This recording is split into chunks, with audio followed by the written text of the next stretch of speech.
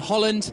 It's a classic racetrack, one that hosted Grand Prix many years ago, and it really has been proving a challenge for these GT3 cars. My name is Jack Nichols. We've got Hayley Coxon down in the pits, and, well, at the moment she's on the grid, and she's going to be chatting to a few drivers in the next few minutes. The championship can be wrapped up today in theory, but it's going to be a bit of a long shot because first qualifying this morning was very, very interesting, really. I mean, you can see the temperature there. It's up to 12.2 degrees on track. It was much colder than that this morning, about 5 degrees. And as a result, cars were struggling to get the tyres up to temperature, their cars up to temperature, and combine that with a notoriously fast and difficult racetrack, there was always going to be plenty of action. And indeed, that we saw that. We had 2 red flags in the first session, with the second red flag because of an almighty crash for Mikko Escalainen, really, in his Fisher Racing Ford GT. He was fine, he hopped out of the car, but he went into the barriers with such force they had to replace about 20 metres of Armco barrier, which delayed us by about an hour and 40 minutes in the end. So it took a very long time. One of the championship contenders is Maxime Martin and Gaël Lesoudia, and Maxime is down on the grid. He's third in the championship, and he's talking to Hayley Coxon. Max, the battle for the title continues, but it's got quite a challenge on your hands starting from the back of the grid. Yeah, we had some bad luck for the free practice. We had 2 engine problems, so we didn't drive, and qualifying we still have quite a lot of problems. So we're starting from 22 and 24th. So for the title and for the championship, it will be very difficult. But okay, we try to push, and we will see. 1 hour is long, so everything can happen. Thank you. Thank you. The good news for Maxime Martin is that a few of their fellow championship rivals struggled. Our championship leaders only start in 8th position. The AF Corsa cars of Federico Leo and Francesco Castellacci, they start in 8th. The big winner here could be Mike Parisi. He's starting in 5th place alongside Grégoire de Moussière. Now, regular viewers will know that Mike Parisi is usually teamed up with Philippe Gioc, in fact the two winning the last race in the Slovakia ring, but those two have split up now. So one is in car 3, Mike Parisi, and the other, Philippe Gioc, is in car 4 to give the team the best possible shot at winning the title. So Need for Speed have had a few problems as well. They are going for the team's championship. It's really a straight battle between them and Faster Racing by DB Motorsport, who also have struggled this weekend. So it's going to be a fascinating battle there. I mean, the Need for Speed cars, you've got car 7, Sabo Olsen and Claudia Hurtgen, who we were just looking at there. They're down in 17th position on the grid with the number 6 Need for Speed car, Edward Sandstrom and Abdul Al-Faisal. They are down in 27th place. But contrast that to their main rivals, where the 35 car of Faster Racing, well, it's right down the back of the grid after troubles in qualifying. And Harry Colin and Nicky Katzberg, too, in the 36 car struggled and are only as high as 13th. There, then, is are some of the BMWs. And Colin is getting his hands device attached, as I say, starting in 13th position they are. Harry Colin, before handing over to Nicky Katzberg. They're not really involved. They are still in with a technical chance of winning the title, but it's going to be very, very difficult indeed. And there you can see their teammate, Edward Sandstrom and Abdul El Faisal at the back of the field, along with our other non-runners in the first qualifying session. Enzo Eid in the 33 car. He had, unfortunately, a collision in the first qualifying session on his first hot lap, which meant he had to pit straight away and never got out. And Philippe Gioc, also, talking of championship contenders, he's there second in the championship, but very last on the grid. So it really is going to be an absolutely fascinating race. We're going to have people carving their way up through the field with any luck. And there are our championship leaders. 8th place on the grid. It was 10th, but there was a 10-place penalty for the Heiko Motorsport pair. The 44 and 45 car both docked 10 positions for overtaking yesterday under red flags in one of the free practice sessions. So they qualified first and second, but have been dropped down to 11th and 12th, which means AF Corsa, Frederic Leo starting the car, will begin in 8th place in a race that they could win given the right circumstances, which we'll take you through during the race. The AF course second car, really, Dan Brown and Glyn Geddy, very pleased to be up in 7th position, out-qualifying the 50 car for one of the first times this season, really. There you can see Dan Brown, who I believe is going to be starting the car, but he's perhaps from the look of that, it will be Glyn Geddy, because he didn't look in a particularly strong position to be actually starting the car, did he? Although we've still got some drivers hopping in. They saw Enzo Eid just hopping into his Audi at the back of the field. Fisher Racing, they've still got one car out there. Marcus Pautala is going to be starting the 13 car. The 14 car, after that shunt earlier, obviously not able to be fixed in time. And so it's just going to be a single entry for the Ford GT in the hands of Marcus Pautala, and then subsequently Jesse Krohn. They are going to be starting in 6th position.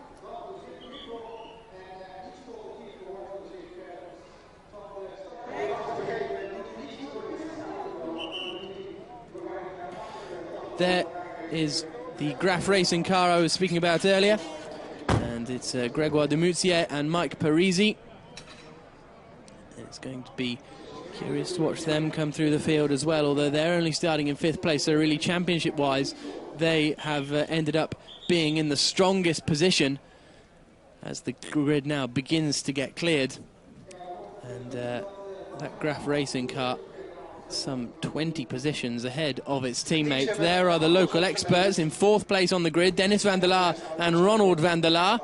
They are making their first appearance in this 2011 FIA GT3 season. The father and son, the father being Ronald and the son being Dennis. I think Ronald is going to be starting the car, but we'll wait for confirmation of that.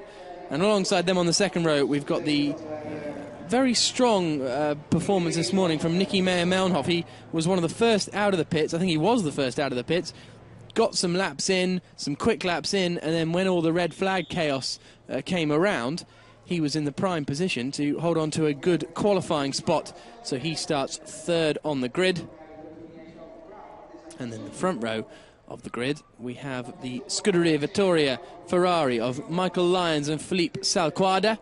A very, very strong qualifying performance from them. Of course, it's going to be a rolling start, as it always is in GT racing.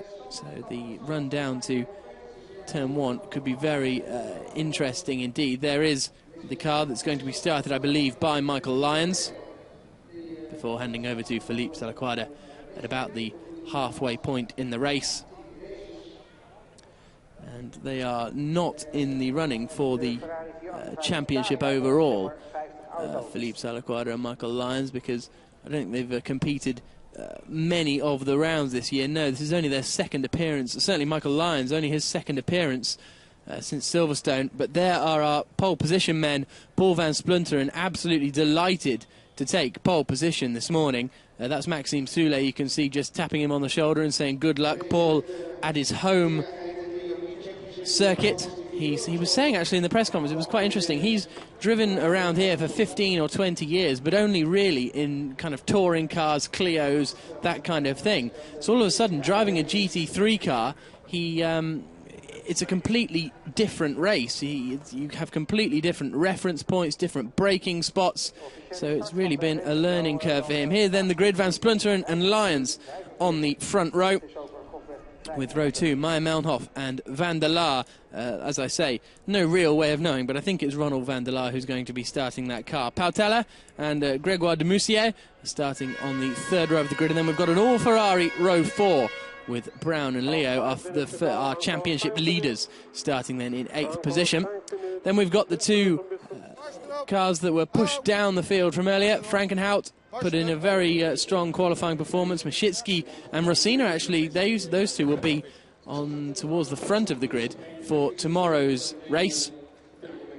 Duncan Cameron and Matt Griffin there in 18th place were docked 3 positions on the grid for having the incorrect tyres fitted for free practice 2 yesterday. So subsequently they have been knocked down to 19th place as opposed to 16th.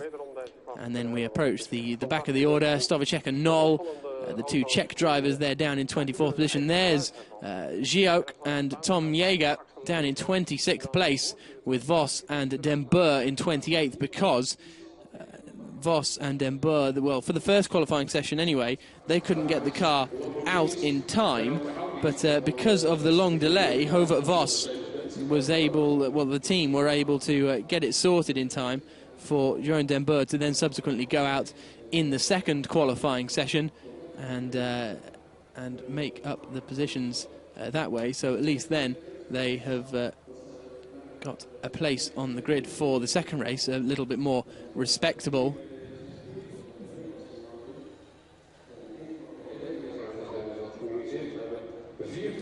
So there's the race director there on the front of the grid. He has, we haven't had the 3-minute board shown yet, so there is some delay at the front of the order. Not at the front of the order, on the grid in general. Eduardo Freitas. So hopefully we'll find some confirmation fairly soon as to what exactly is going on. Perhaps just a clean-up operation from the previous Clio Cup race or something like that. And there goes the buzzer, the horn. So the 3-minute board is up, and the drivers will just begin to focus now ahead of what is a 1-hour race. They'll have half an hour of driving, so for them it's pretty much a sprint. But it'll be interesting to see how they treat it, because of course some of these drivers are going to be battling for the championship. For example, the number 50 AF Corsa car, are they going to banzai it and try and win it today, or are they just going to be calm and steady? Talking to Francesco Castellacci seemed to suggest that they were going to be rather cool and calm about it and just focus on getting as much points as possible, as many points as possible, to use the correct grammar. But then the people towards the back of the order, such as Enzo Ide, they've got no choice. They can't. He's got to get really up into the top 10. He needs to score some points if he wants to stay in this championship hunt, especially with his teammate Mike Parisi starting in 5th place on the grid. But Paul van Splunteren, the Dutchman, the local man, is going to be absolutely delighted to be starting on the front row of the grid. One of 9 Dutchmen we've got out in the racing today, and he was absolutely thrilled to put it on pole position here, and as a result he will be absolutely determined to try and hang on at the front. A bit of a I don't like to say a fluke pole position, because the 39.319 is still a very good time indeed, but as I have suggested earlier, a lot of the quick guys were hampered on their fast laps, and when the red flag came out with 3 minutes to go, some of the fast drivers hadn't been out, and then those 3 minutes of Q1 was subsequently cancelled. So there is an argument to say that Van Splunteren lucked into the pole position just a little, but still 39.319, a very, very impressive lap time. He was delighted to be in the low 1 minute 39s. He said he didn't think he could do it. There goes the 1 minute board,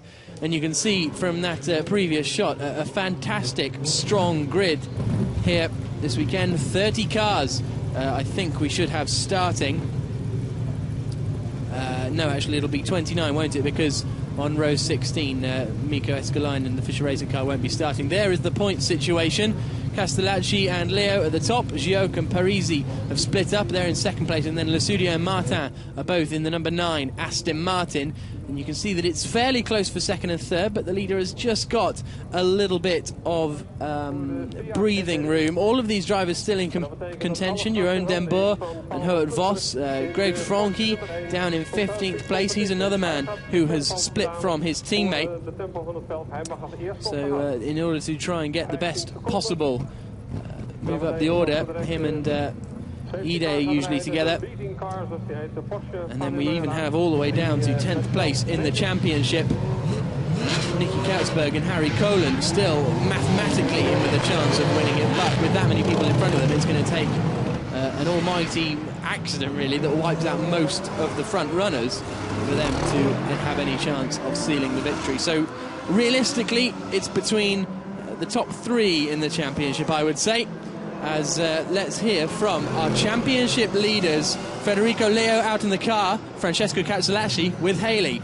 Francesco, what does it take today for you to take the title after this race? We will see. We were starting in a 8th position. We were expecting to start a bit more in front, but we had some troubles with the red flag in qualifying, but we are hoping, of course, to close the championship today here in race 1. Thank you. Through turn 3, there is the 50 car. That's the one to watch. That's the only car that could clinch the championship today if everything permutates and combinates in its favour. As they make their way around behind the safety car.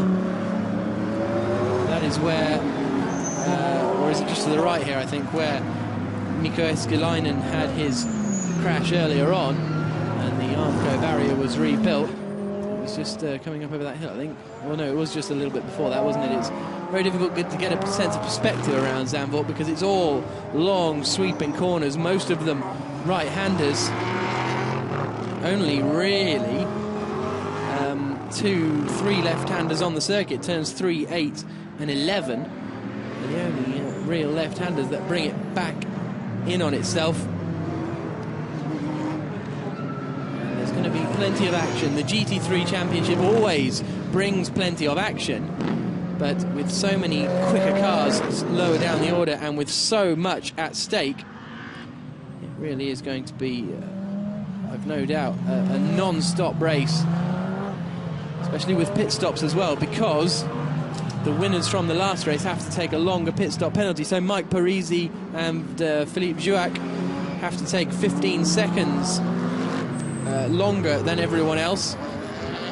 Lenin Machitsky and Stefan Rossina have to take 10 seconds longer, and Volter and Hertzgen in the number 7 BMW have to take 5 seconds longer than everyone else, and that will subsequently happen for tomorrow's race. So the winner of this race today will have a 15-second pit stop penalty just to try and keep things nice and even.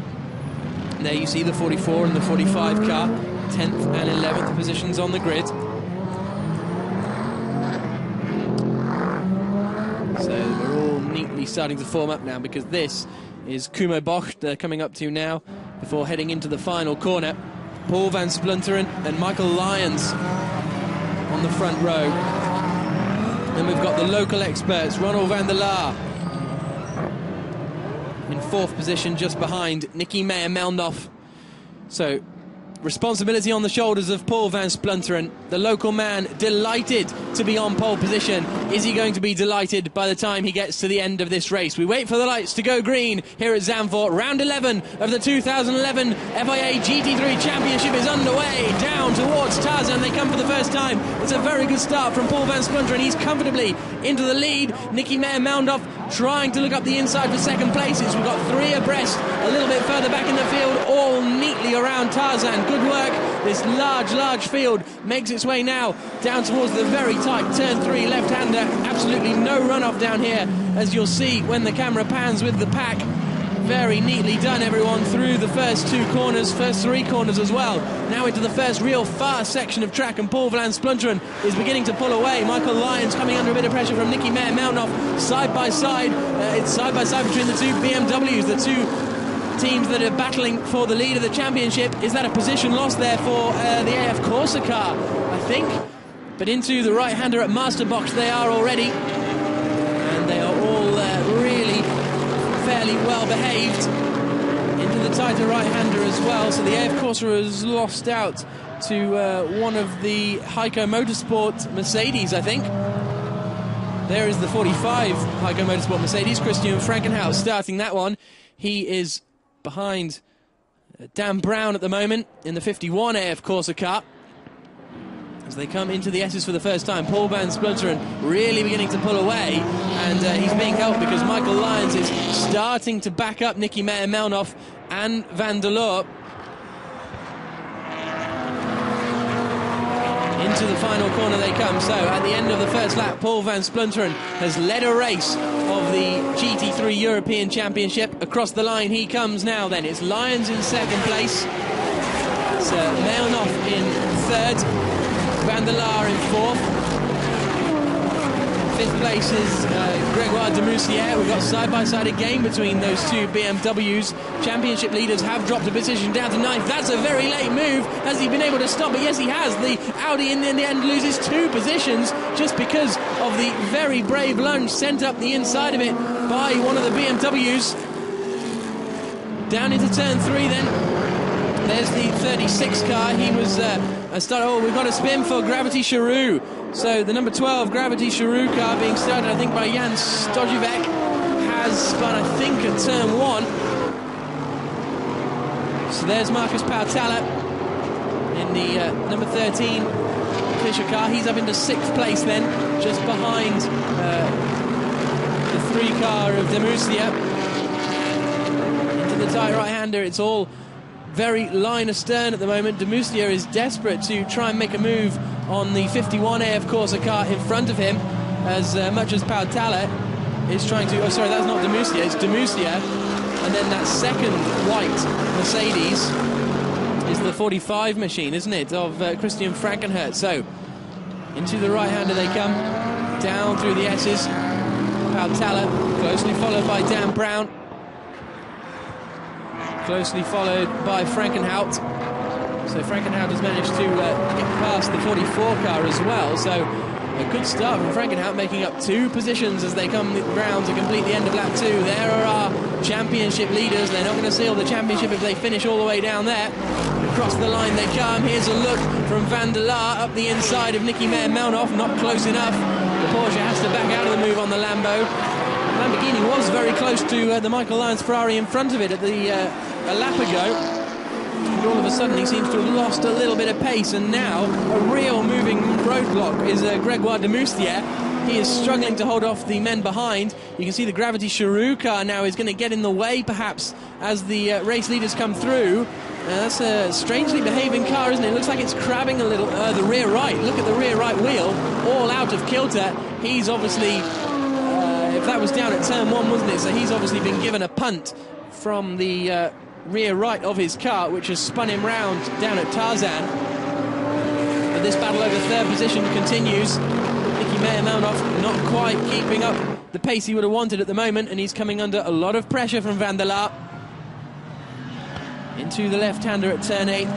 It's fairly stationary behind at the moment. Still, those 2, I think teammate BMW is doing battle, as we see the number 32 Belgian Audi car, Didier Andre, starting that on behalf of Greg Franke, who will take over later in the race. Another of our championship contenders. As into the right and left comes the 35 and 36 car BMWs, and then we've got the number 7 BMW behind them. So Sabo Walter started this race in 17th place and is still running in 17th place. Gap at the front is down to just 0.6 seconds. Here's a look. Is this going to be a move up the inside? The pit boards all join in because the Mercedes has got up the inside of the AF Corsa car of Dan Brown. So Dan Brown drops down 2 positions then, because I think the Ford GT has got past as well some other place in the lap. So the 2 AF Corsa cars are now nose to tail as they turn into turn 3, and they've got Dominic Baumann in the 44 Heiko Mercedes right up behind them as well. So plenty of action going on in these opening 6 minutes. Into this fast section of circuit, you can still see the skid marks where the Fischer Racing car of Mikko Escalainen went off earlier today. There's Dan Brown in the 51. Looks like it's getting a bit close behind him. It is. It's Dominic Baumann on the attack, and Dominic Baumann going through then past our championship leaders. So the 50 AF Corsa car now drops down into 10th position in the hands of Frederic Leo. Can he try and hang with the rest of the pack? He doesn't seem to have the pace at the moment, does he? As they exit on the run down towards the S's. Still Porsche leading Ferrari, leading Lamborghini up at the front, and then the second of the Porsches in 4th place, Ronald van der Laar. Plenty of curb being taken there by the Mercedes. Nicky Meyer-Melnoff still hasn't got away with this 3rd position. The gap between them was only 0.3 of a second as they crossed the line last time in that battle for 3rd place. Christian Frankenhout is getting very close. And is he going to make a move? Yeah, he pulls out to go to the inside of the Ford GT. Not close enough this time around as he continues to try and get past Marcus Pautala. And oh, that was almost a gap he spotted there on the inside. Is he going to try and sneak one up the inside into turn 3? No, thought about it, but Marcus Pautala covered the inside line. Wider line taken in. by Frankenhout to try and get the best run out of the corner. They'll now be tucked right into the slipstream of that Ford GT. Very powerful cars, both of the Heiko Motorsport Mercedes going on the attack then as we head up towards turn 6. There are our two race leaders, still fairly close to one another, and the 25 Reiter engineering car is out. Well, it's stopped in the pit lane, Max Nilsson. Whether it's out of the race or not, we will have to wait and see. So, Michael Lyons, 0.4 of a second, so he's bringing down the gap every lap by about 1.5 tenths. It's not going to be long before he is stuck right on the back of the race leader. Over the crest of the hill, down into the S's. Those Heiko Motorsport cars haven't been able to make their moves just yet, but here are our race leaders. Paul van Splunteren into the final corner. He turns. The gap was 0.464 of a second as they came across the line this previous time down this fairly long start-finish straight here at Zandvoort. Here's a replay of a spin from one of the Audis. It's the 15 Audi of Jérôme Demey that's been tapped into a spin there. I think that's on the exit of turn 1, possibly. He was running in 17th place, was Demey, but a little bit further back than that now. Still 0.4 seconds between our first and second place men. Through down to turn 3. A little bit sideways from the BMW. Look at that. Paul van Splunteren has suddenly bursted clear. Cars 33 and car 12 who collided on lap 2, so that must be Enzo Eid and Jan Stovacek. That must be why Stovacek spun, and now why Stovacek is in the pits. No further action is being taken on that incident, apparently. Meanwhile, the incident that we just saw, the spin for the 15 Audi of Jérôme Demey after contact with Edward Sandstrom in the Niva Team Schubert car, that is under investigation. So Paul van Splunteren has obviously got the message and has stepped on it now and is beginning to pull away. Michael Lyons set the fastest lap of the race a couple of laps ago, a 1:41.305. But here's a look at the start then. It was all fairly well behaved, wasn't it? Let's see if we can see where... Look at the black Ferrari on the right-hand side of the picture. Where does he lose a couple of positions? He tries to go around the outside. There's his teammate coming past him, and one of the Mercedes as well. So that's where our championship-leading Ferrari lost out, going from 8th and now is in 10th place at the end of lap 6. As they stream across the line, and there it is, not particularly fast either. That's the concerning thing, I think, as far as the AF Corsa team is concerned. Not only have they been shuffled down a few places, they haven't particularly got the speed at the moment. Someone who does look to have the speed is Ronald van der Laar, running in 4th place, very close up behind the back of Nicky Meyer-Melnov. And Grégoire de Moustier in the number 3 Graf Racing car has just seemed to pick up enough pace to hold off the guys behind him. Here he is in this front Mercedes. He isn't coming under too much pressure. He is still, I would say, slower than the cars behind, but he has managed to pick up the pace, so he's not stacking them back into one another. How long will it be before Van der Laar makes this move then for 3rd place? The Lamborghini in 3rd, 3.1 seconds down on the leader. Only 0.4 of a second between them as they crossed the line last time. Van der Laar, local experts, the pair of them. As we watch them head around, it is Ronald van der Laar in the car at the moment, so the father taking the first stint, I believe, with the son taking over at the halfway mark.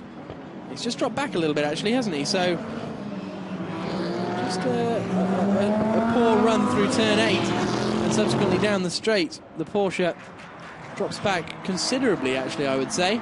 So it must have been quite a major error as they turn through the final corner, and they're all just starting to spread out a little bit now, aren't they? There's the 13, Marcus Pautala. He was coming under pressure from Frankenhauser, but he doesn't appear to be, although the Mercedes is very strong in a straight line. Pulls out to have just to show his nose up the inside into turn 1. Is the second Mercedes going to make a move on Dan Brown? No.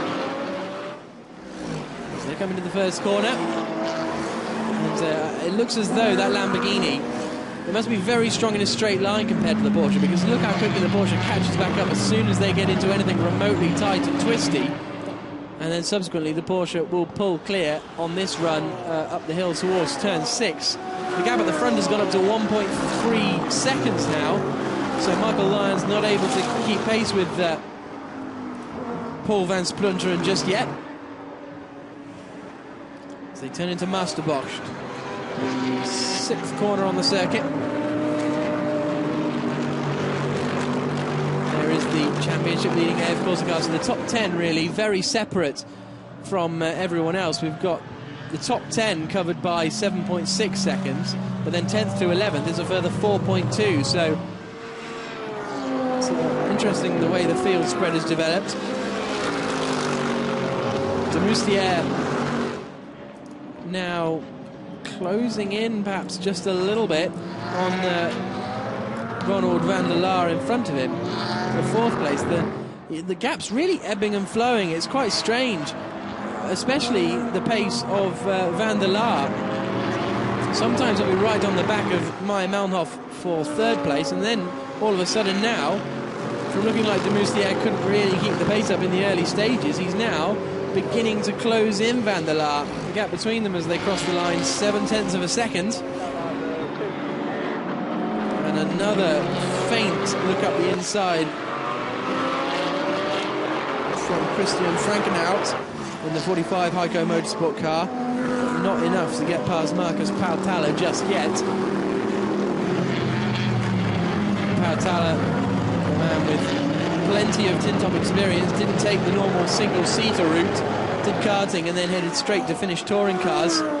So he spent all his career really with a roof over his head. And the Mercedes isn't able to close in on him yet. There's de Moustier now comfortably holding off Pautala. There's the fastest lap I spoke about earlier, Michael Lyons, on the 3rd lap of the race, 1 minute 41.3, whereas we're now lapping in 1 minute 42.363s. Of course, tyres going off, not being as grippy as they were at the start, even though the weight of the cars is actually coming down because of the fuel that's being used up. Tyre wear is more important than fuel weight. Down into the S's with 45 minutes to go, and it is Paul van Splunteren out in the lead of this race. Behind him is the Scuderia Vittoria car of Michael Lyons with Nicky Meyer-Melnhof in 3rd. He really has now broken free of the attentions of Ronald van der Laar. But Marcus Pautala has not broken free of the attentions of Frankenhout behind him. And neither has Dan Brown broken free, so this time it's another look to the inside from Frankenhout, but he's just not close enough. Whether it be better served to stay in the slipstream, although the Mercedes seem to be very strong in a straight line, flashing lights you can see from Dominic Baumann as he tried to put off Dan Brown in that red 51 AF Corsa car. Wind their way through down into turn 3. All just beginning to stack back up into one another. It's a really fascinating midfield battle. It will become even more fascinating in about 15 minutes' time when we start to get pit stops happening. As they crest their eyes. There's our race leader then, Paul van Splunteren. The Dutchman beginning to pull away. You can see his teammate Maxime Soulet already got his headphones in, already prepared in case there's a last-minute call for him to come in, perhaps a puncture, anything like that could happen. And at this stage in the race, although the pit stop window isn't open yet, so it wouldn't really make sense, but it's always best to be prepared. Little dab of brakes as he crested the hill there. Perhaps just a bit of confidence braking as they turn down into the S's. Nicky Meyer-Melnhof beginning to come into his own in 3rd place. Took 0.2 of a second out of Michael Lyons on that last lap. The closest battle still, though, is between Pautala and Frankenhout, which are those two there. Marcus Pautala in the number 13 Ford GT, with Frankenhout right behind him in the 45 Mercedes. Out onto the start-finish straight. Is Frankenhout just going to pull out once more as they come across the start-finish line? Is he going to be close enough for a move this time, potentially down into Tarzan? No, not quite. those Mercedes, both struggling to get past, aren't they? It's a very curious situation indeed. They both pull out going down the start-finish straight. Have a little feint of a move. Perhaps the Mercedes doesn't really like the slipstream. Get very, very close into turn 3. Subsequently, just lose a bit of momentum. And has Maya Melnoff got a problem? Because he is... oh no, he's just dropped back from Van der Laar, actually, quite considerably. No, he has lost the place, hasn't he? Grégoire de Moustier has got past Nicky Meyer-Melnhof in the white Lamborghini. So is that white Lamborghini there, the number 24 Reiter Motorsport car? Does he have a problem, or did he just make a mistake somewhere? Because he is now down in 4th position, and it's all beginning to get a bit close behind him as well. Concerned looks on the Reiter pit wall. Reiter Engineering, I should say, as opposed to Reiter Motorsport. So, at the moment, he's holding on to that 4th place, and it doesn't look like his pace is particularly dropping, so it must have just been an error somewhere from Nicky Meyer-Melnhof. So just as I say, he's coming into his own, because he had a fairly comfortable lead. He had a 1.5 second lead over Van der Laar, so he's lost out to Van der Laar and de Moustier, so he's dropped from 3rd to 5th. As they exit and come across the start-finish line, Haley's going to down there, so maybe they'll have a little chat and find out what's happened. Marcus Pautala kicks up a little bit of grass on the exit of the corner as they come down into turn 1. Is this going to be the chance for the Mercedes to send one up the inside? No, I thought it would be for a moment, but Marcus Pautala holds on to fight another day in 6th position. So Nicky Meyer-Melnhof down into 5th position after starting that previous lap in 3rd place. And he is going to be handing over to Alberto von Turnen-Taxis. And let's hear from him. Maybe he can tell us what happened. He's with Haley. Nicky seems to have lost 3 places. What's going on with the Lamborghini? We seem to be having problems. It seem to be some electronic problems. We don't know, but Nicky is complaining about losing power. It's not quite clear what's happening here, but it's a very, very, very sad because we had problems with the brakes in qualifying, and now we seem to have problems with the motor. Don't really know what's going on. A bit unfortunate. Let's see what happens. Thank you.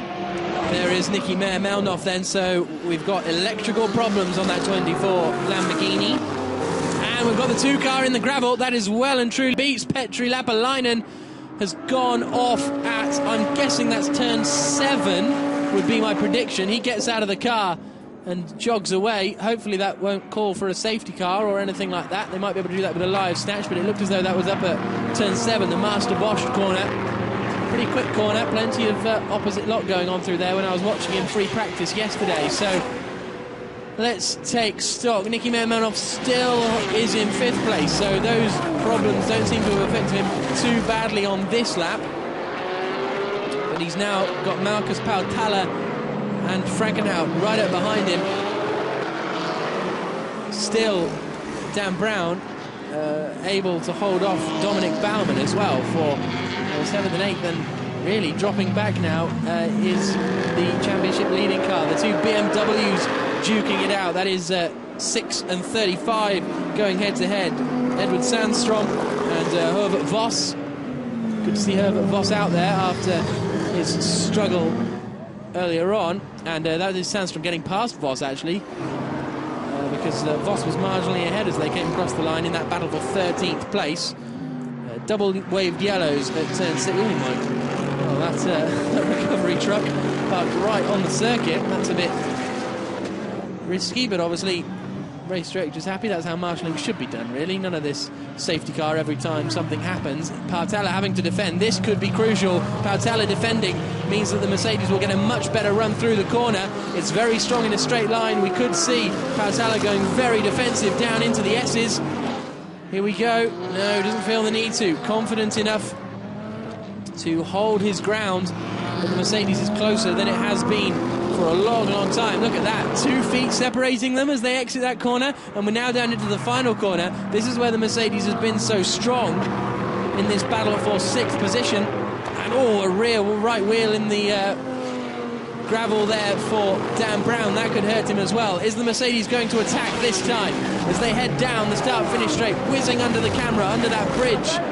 You can see, here's the look up the inside. Still not quite enough commitment to make the move, or quite enough braking distance, or either one of the two.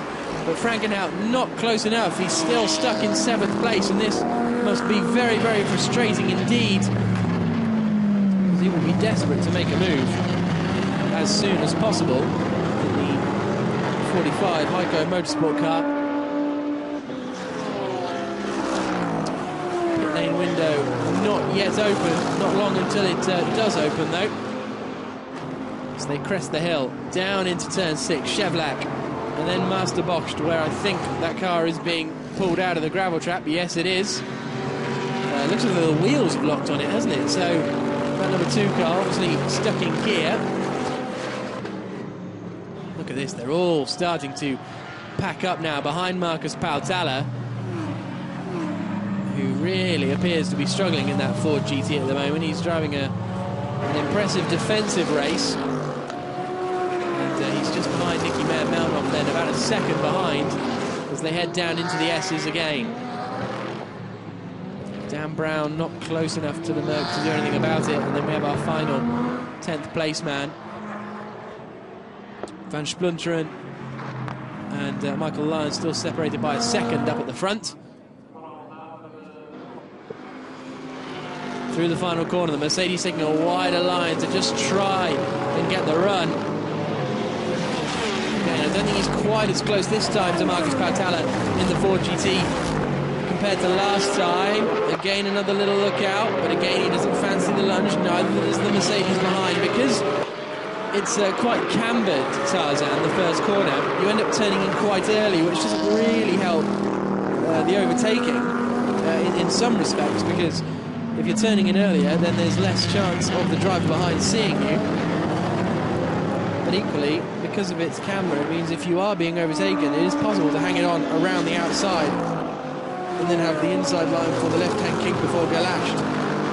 So it's a very good race circuit to actually race on. As we come through the right-hander where the cars are being cleared away. Now to Master Bocht. It looks as though that Porsche is pretty much out of danger now, which is great news. Great work by the marshals. Pit window is open. 35 minutes to go. Who is going to decide to pit first? Perhaps we may even see the 45 car of Christian Frankenhout pitting, just to give himself some free air. Well, his teammate anyway, some free air. First car into the pits is an Audi. And we've got one of the Lamborghinis coming in as well as the pit window opens. Still struggling at the back there is the 50 car, and it's side by side between the Mercedes and Dan Brown. Dan Brown making a little mistake. The two of them have a little bit of contact on the exit of the corner. Can the Mercedes, a little bit of a nudge? He's going to be right under the gearbox of the car as they swing through the final corner. This is the battle for 8th position. Our race leader has come into the pits, as has one of the front-running Mercedes, but here's the battle for 8th place down the start-finish straight. Dan Brown on the inside trying to go around the outside. That's going to be a brave move